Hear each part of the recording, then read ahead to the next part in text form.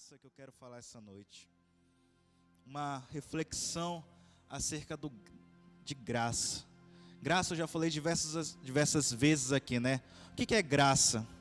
Graça é um favor ou bondade que nós recebemos sem merecer. Um favor ou bondade que não depende de nós, depende única e exclusivamente de Deus. E essa graça, ela começa desde a salvação até todas as áreas da nossa vida. Ou você acha que o que você tem é porque você é uma pessoa boa? A palavra do Senhor fala que todos nós somos pecadores, todos nós temos diversos erros. O que diferencia é como nós procuramos solucionar esses erros. E hoje a nossa reflexão vai ser lá no livro de Gálatas. Livro de Gálatas.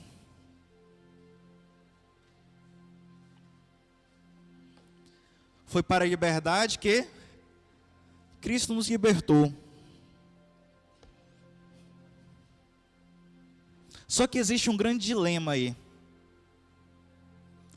Se foi para a liberdade que Cristo nos libertou, então eu posso fazer tudo? Se foi para a liberdade que Cristo nos libertou, então eu posso viver de qualquer jeito? Não é bem assim. Só que lá em Gálatas, na igreja da Galácia, estava acontecendo um outro problema. O que estava acontecendo lá na igreja de Galácia? Os cristãos daquela igreja, eles estavam começando a achar que Cristo não era o suficiente. O que aconteceu? Nessa igreja, tinha um grupo de cristãos, que eles estavam falando assim: olha, a gente precisa fazer algo mais, para a gente ser correto, para a gente ser salvo. A gente precisa fazer algo mais, para que a gente tenha essa liberdade, para que a gente seja perfeito. E isso chega nos ouvidos de Paulo. Aí Paulo, como é que é? O que está acontecendo aí? Então Paulo escreve toda a carta dos Gálatas baseado numa coisa: nós somos livres. Nós somos livres. Ele começa falando lá, hoje a gente vai fazer um passeio sobre o livro de Gálatas. Ele começa falando lá em Gálatas 2,4, né? A liberdade que temos em Cristo Jesus e nos reduz à salvação. Depois ele fala lá em Gálatas 5,1, foi para a liberdade que Cristo nos libertou. Portanto, permaneçam firmes e não se deixem submeter novamente a um jugo de escravidão. Ele fala também lá em Gálatas 5,13, irmãos, vocês foram chamados para a liberdade. Ou seja, todo o contexto da carta dos Gálatas é sobre liberdade. É sobre liberdade. Porque Paulo estava com receio. Esses irmãos, lá na igreja de Gálatas, esse grupo, eles estavam falando que, olha, a gente precisa cumprir algumas coisas da lei. A gente precisa fazer, como eu falei ainda agora para vocês, a gente precisa fazer algo mais para sermos perfeitos. E o que é esse mais que a gente precisa fazer? A gente precisa fazer as questões da lei. Por isso Paulo fala lá em Gálatas 1,6, olha, admiro-me, ponto, né? Esses irmãos começaram a fazer isso. E o que aconteceu? Vários irmãos da igreja começaram a ir para esse grupo. Esse grupo que falava que nós precisávamos de algo além de Jesus para sermos perfeitos. Aí Paulo fala, né, Gálatas 1,6, admiro-me de que vocês estejam abandonando tão rapidamente aquele que os chamou pela graça de Cristo, para seguirem outro evangelho. Gálatas 2,4, isto surgiu por causa dos falsos irmãos que se haviam infiltrado para espreitar a liberdade que temos em Cristo Jesus e nos reduzir à escravidão. Gálatas 3,1, ó Gálatas insensatos, quem foi que enfeitiçou vocês? Não foi diante dos olhos de vocês que Jesus Cristo foi exposto como crucificado? Então, O contexto geral de Gálatas é esse. Gálatas foi uma igreja que, como Paulo fala, estava bem, estava legal, estavam seguindo a Cristo. Mas de repente, alguns dos irmãos de lá de dentro começaram a levantar ideias estranhas dentro da igreja. Começaram a falar, não, a gente precisa fazer algo mais além de Cristo. E o que eram essas coisas? Paulo apontou 4 coisinhas. A primeira, eles estavam querendo que o povo voltasse a ser circuncidado. Vocês sabem o que é isso, né? Está lá, deixa eu ver se eu anotei aqui a referência. Eles estavam querendo que o povo fosse circuncidado. E Paulo começa a bater em cima. Como assim? Que história é essa agora? Vocês vão voltar todas as coisas que a gente já saiu de lá? E ele até fala, e dá o exemplo de Tito. Tito, que estava comigo, que é de pai grego, eu não falei para ele circuncidar. Só que os irmãos de lá estavam batendo nessa tecla. Não. Se quisermos melhorar, se quisermos sermos perfeitos, nós temos que cumprir a lei de Moisés. A lei mosaica. E um dos pontos é a circuncisão. Todo homem vai ter que se circuncidar. E não era só isso. Não era só isso. Outro ponto que estava acontecendo lá na igreja de Gálatas também. Eles estavam começando a aplicar novamente as restrições alimentares. Restrições dietéticas. Pode comer isso, não pode comer aquilo. Não, carne de porco a gente não come. Não, isso não pode comer, isso não pode comer, isso não pode comer. Porque Moisés disse que não pode comer. E Paulo começa a ficar indignado com essas coisas. Como assim? Aí Paulo fala, né, e até cita a historinha lá, que até Pedro estava nesse meio. Pedro também estava fazendo essa coisa. Ele conta, o Pedro, ele conta o quê? Ele conta que uma vez estava lá, Pedro estava comendo de boa lá com eles, uma feijoada lá bacana. Aí de repente chegaram os judaizantes lá. Aí Pedro olhou isso, Pedro se levantou da mesa, saiu da mesa e ficou longe lá dos caras que estavam comendo lá.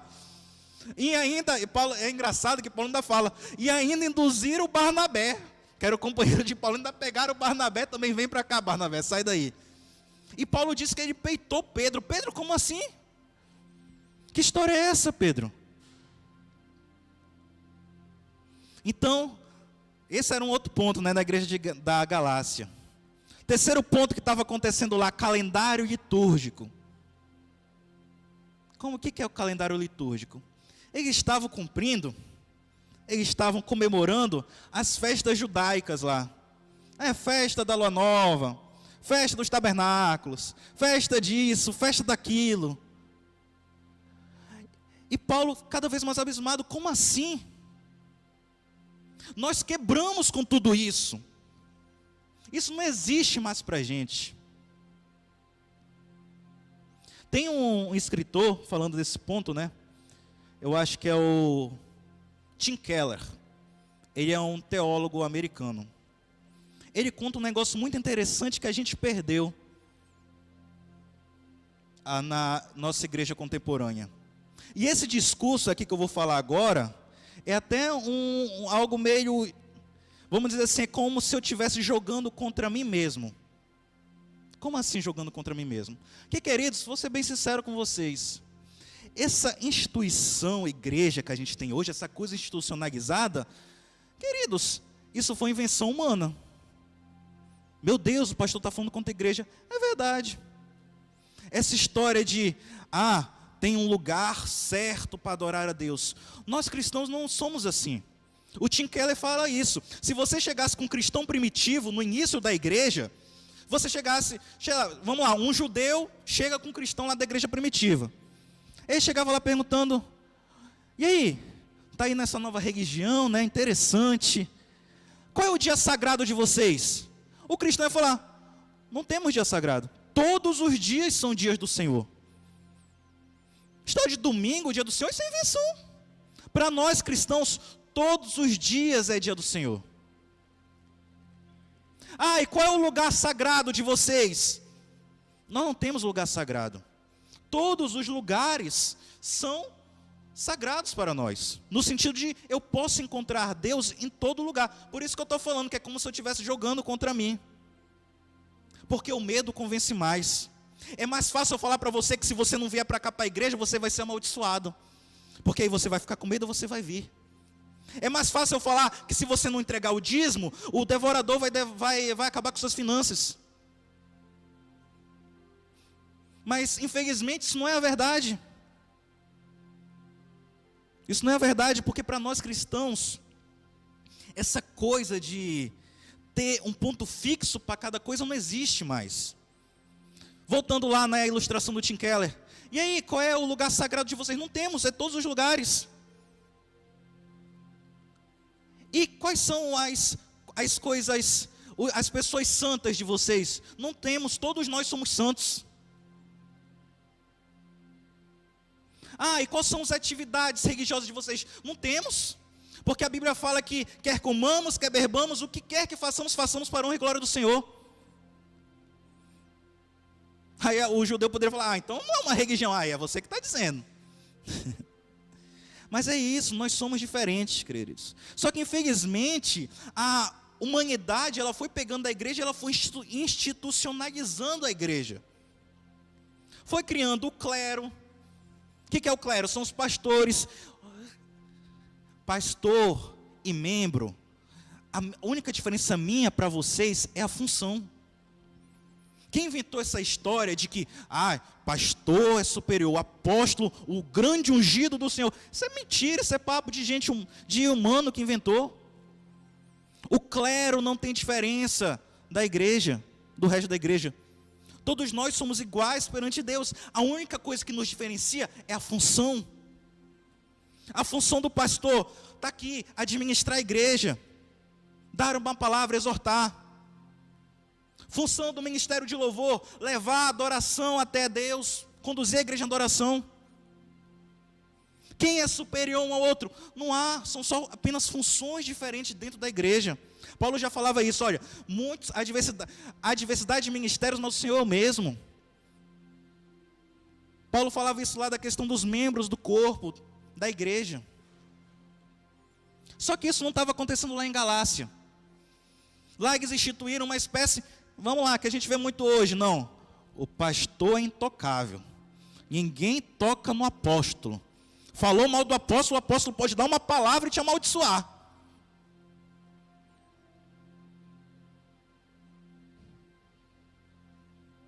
E a pior coisa que estava acontecendo lá em Galácia, que ele coloca lá em Gálatas 3:3, coloca aí ver se é esse mesmo, Pedro.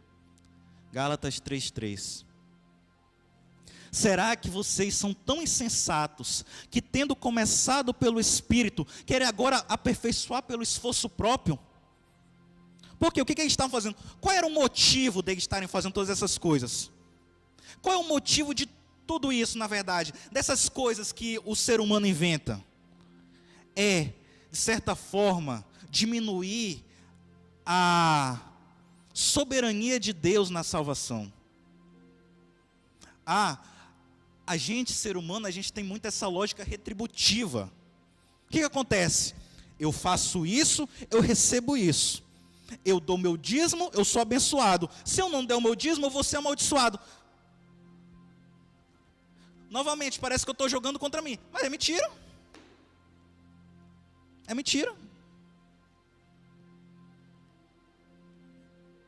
Deus, ele não trabalha nessa lógica, me dá que eu te dou. Deixou de dar, eu paro de te dar. Lembra que eu comecei falando graça, favor ou bondade sem merecimento. Não importa o que a gente faça, queridos. Não importa o que a gente faça. Não importa o que a gente faça. Tudo depende da vontade de Deus. Só que os Gálatas estavam aí nesse problema.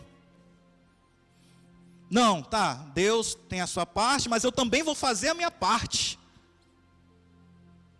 Faça a sua parte que Deus faz a dele. É mentira. Por isso que eu falei, é o discurso meio contra mim, contra a instituição igreja.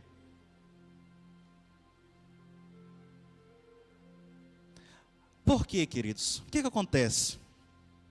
Esses mandamentos, essas questões que Deus colocou, não foi para nós cumprirmos. Meu Deus, pastor, é verdade. A lei, os mandamentos, é como se fosse uma grande expressão de Deus falando, duvido. Em que sentido? Quando o homem, ele saiu do jardim, quando o homem desobedeceu Deus, em outras palavras, ele está falando, eu sou como tu. Deus falava, eu sou, o ser humano falava, eu também sou. Aí Deus, é? Tu queres status de ser, tu acha que tu é também? Beleza, eu vou te dar isso aqui, ó. Se tu conseguir cumprir, tu é. Por isso que eu falo, é como se Deus estivesse falando, duvido. Eu duvido vocês não terem outros deuses diante de mim. Eu duvido vocês honrarem as pessoas que devem ser honradas. Duvido o ser humano não roubar. Eu duvido. Duvido você separar um tempo para mim. Só que o ser humano é orgulhoso. Aí ele pega, tá bom, beleza, vou tentar. E ele começa. Ele vai conseguir? Não vai. Aí tenta, não consegue. Tenta de novo, não consegue. Aí ele se frustra, porque ele tenta e não consegue. Até que ele faz igual Paulo, miserável homem que sou. Aí Deus fala, agora tu entendeu. A lei é para isso. Paulo fala lá em Romanos 7:7. Romanos 7:7, coloca aí, Pedro. O que diremos então? A lei é pecado? De maneira nenhuma. De fato, eu não saberia o que é pecado, a não ser por meio da lei. Pois na realidade, eu não saberia o que é cobiça se a lei não dissesse que cobiça é pecado. A lei, os mandamentos servem única e exclusivamente para nos fazer ver o quão imperfeito nós somos. Esses mandamentos aqui, todos, para que serve? Para a gente ver que a gente sem Deus não consegue. Não é para a gente cumprir. Embora haja uma predisposição no início em tentar cumprir. Só que não adianta. Toda vez nós iremos errar de novo. Só que o que acontece com o legalista? Legalista é essa pessoa que fica na insistência. Ela faz tudo, não porque ela quer ser perfeita. Esse é o ponto. É porque ela acha que ela não pode ter a salvação de graça. Ela precisa fazer algo. E esse é o primeiro caminho que o ser humano pode seguir. O caminho eu tenho que fazer as coisas porque eu tenho que fazer. Eu tenho que fazer porque está escrito, né? Eu tenho que fazer. O nome da ministração nem falei, né? Seguindo pela terceira via. Essa é a primeira. A via da legalidade. É aquela pessoa que fica tentando e não consegue. Que era o que os Gálatas estavam fazendo. A segunda... Só que aí vem, e a gente entra na segunda via agora, né? A outra opção além dessa. Ah, pastor, então, se eu não preciso cumprir a lei, e eu nem vou conseguir cumprir a lei, então pronto, acabou, agora eu vou chutar o balde agora. Vou fazer o que eu quiser. Isso a gente vê bem, sabe onde? Lá na parábola do filho pródigo. Ali a gente vê benzinho as duas vias. Essa segunda via é a via que o filho mais novo tomou. O filho mais novo, né, chegou lá com o pai. Nós sabemos a história. E qual era a visão que o filho mais novo tinha do pai? Que o pai era a pessoa que atrapalhava ele. Pai, eu quero fazer isso, eu quero fazer aquilo, eu quero mulher, eu quero sair, eu quero ir para balada, eu quero fazer aquilo, eu quero fazer aquilo. Na verdade, pai, eu queria que o senhor morresse. Em outras palavras, o filho pródigo fala. Eu queria que o senhor morresse. Mas já que o senhor não morre, então me dá a parte da minha herança. E qual é o fim de quem segue essa linha? Essa é a pior, meu ver. Na verdade não tem pior. vai acabar comendo comida de porco. Porque, queridos, eu já falei isso aqui, a via do pecado, essa via da carne, ela é sem fim. E isso não é nem só a Bíblia que fala. A psicologia fala isso, Freud falava que o id, que é a fonte de desejos humanos, ela é sem fim. O ser humano nunca para de desejar. E quanto mais ele tem, mais ele quer. Isso eu não estou falando só de dinheiro, estou falando de tudo. Quanto mais mulher o cara tem, mais mulheres ele quer ter. Quanto mais bebida ele bebe, mais bebida ele quer beber. Quanto mais droga ele usa, mais droga ele quer usar. Por isso que a palavra do Senhor fala, um abismo chama outro abismo. A via da carne, ela é uma via que lhe torna verdadeiramente um escravo, um ser animalesco. Pensa só, né, na analogia que eu fiz no início. Deus está lá e o ser humano discutindo com Deus. Eu tenho o status de ser. Eu sou um ser racional. Deus dá a lei e o ser humano tenta cumprir a lei para se tornar esse ser racional, mas ele não consegue. O que seguiu a segunda via, ele nem tenta, ele já se torna, ele já se assume vamos dizer assim, a sua natureza animalesca que o pecado traz.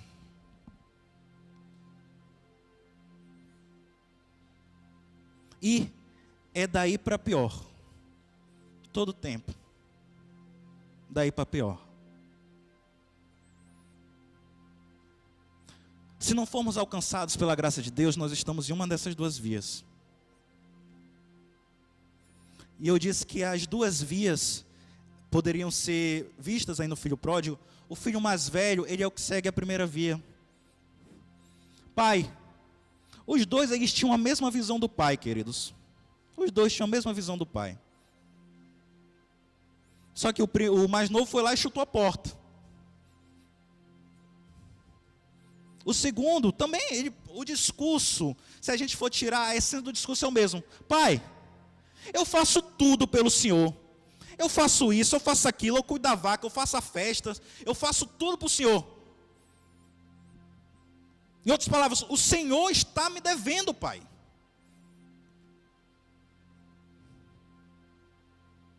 Então, já que é assim, e isso, trazendo para nós, depois de nós nos convertermos, depois de nós aceitarmos a Cristo como Senhor e Salvador das nossas vidas, nós temos muita tendência a seguir por esse caminho do filho mais velho. Muita tendência. Certa vez, né, isso exemplifica bem. Eu acho que foi na célula que o Ezequias compartilhou. Eu acho que a gente estava conversando sobre testemunhos, parece. Aí o Zé compartilhou um pensamento dele que é o meu também. Que tem pessoas que têm um testemunho assim impactante, né, Zé? Que estava falando sobre isso. Só que a gente, em outras palavras, trazendo para a ministração, a gente sempre foi o filho mais velho. Eu me identifico muito com isso. Eu sempre estava na igreja, eu sempre estive na igreja. Eu sempre fiz tudo certinho. Desde os meus 6 anos eu ia para a igreja. Sempre segui tudo certinho. Tudo. Só que chega um momento que isso vem, é natural, queridos. Que a gente fica, isso não é justo. Entre nós esse sentimento, por isso que eu falo, nós cristãos temos que ter muito cuidado com isso. Entre nós esse sentimento do filho mais velho.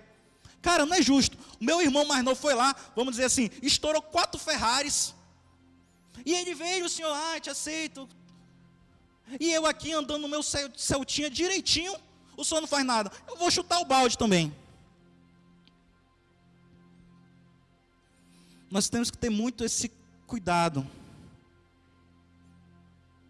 Porque essa questão do filho mais velho, essa questão do legalista, vamos dizer assim, ela é mais difícil de se tratar. Por quê? Porque aparentemente, a pessoa está toda de boa. A pessoa está bem. Mas lá dentro do seu coração ela está com raiva de Deus. Porque que os ricos prosperam, a velha... Poxa Deus, eu oro, o fulano lá é ladrão, é bandido, mas tem dinheiro. Eu oro para que o Senhor me dê dinheiro para construir o templo da igreja, não vem. É o filho mais velho falando. Como fala um pastor, né? Um pastor que eu tenho acompanhado bastante ultimamente, pastor Ed. Eu vejo ele citando um trecho aqui dessa parábola do filho pródigo. Ele falava assim, que entra bem aqui na ministração. Ele falava assim: nós, né, que estamos aqui, que estamos nessa situação de filho mais velho, por assim dizer, fazendo tudo certinho, a gente não entende a lógica de Deus. Por quê? A gente, tendo tudo, a gente deseja comer a comida do porco. Em que sentido? Em que sentido? Isso eu acho que é muito para aqueles que nasceram na igreja, por assim dizer, cresceram na igreja. Que era o exemplo que ele estava dando dele mesmo. Se ele soubesse, e eu trago para mim também, nós temos que ter cuidado porque, vamos supor assim, se eu soubesse que eu poderia viver uma vida totalmente errada, drogas, mulheres, bebidas, e depois Deus me salvasse, eu confesso que há momentos da vida que o coração fica balanceado. Ah, Deus, eu acho que eu ia.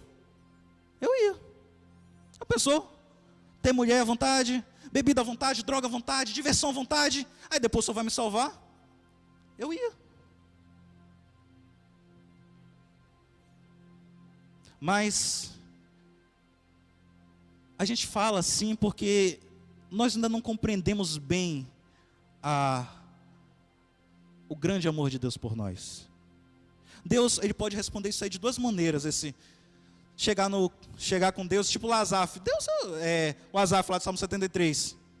Poxa, parece que não vale a pena servir a Deus. A gente faz tudo certinho e tem essa vida toda lascada. Mas Deus pode responder assim para mim: filho, 2 pontos Deus pode responder. Primeiro ponto: você não sabe o que é o inferno, filho. E o inferno no sentido, eu não estou falando no inferno, lá o local, inferno. Você não sabe o que é a vida ruim de acordar em cima do seu próprio vômito. Nunca acordei em cima do meu próprio vômito. Jogado na sarjeta.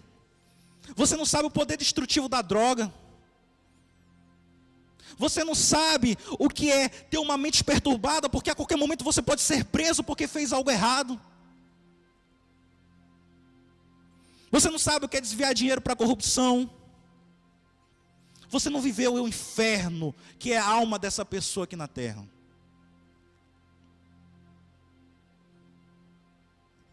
E outro ponto: filho, você ainda não entendeu o meu banquete. Porque se você não tivesse entendido verdadeiramente o meu banquete, você não estaria desejando comer com porco. Porque é isso. Pensa só, é como se Deus falasse para a gente: olha, beleza, tu quer ir? Tá bom, vai lá comer a comida do porco, depois tu volta. Aí a gente: legal, eu vou.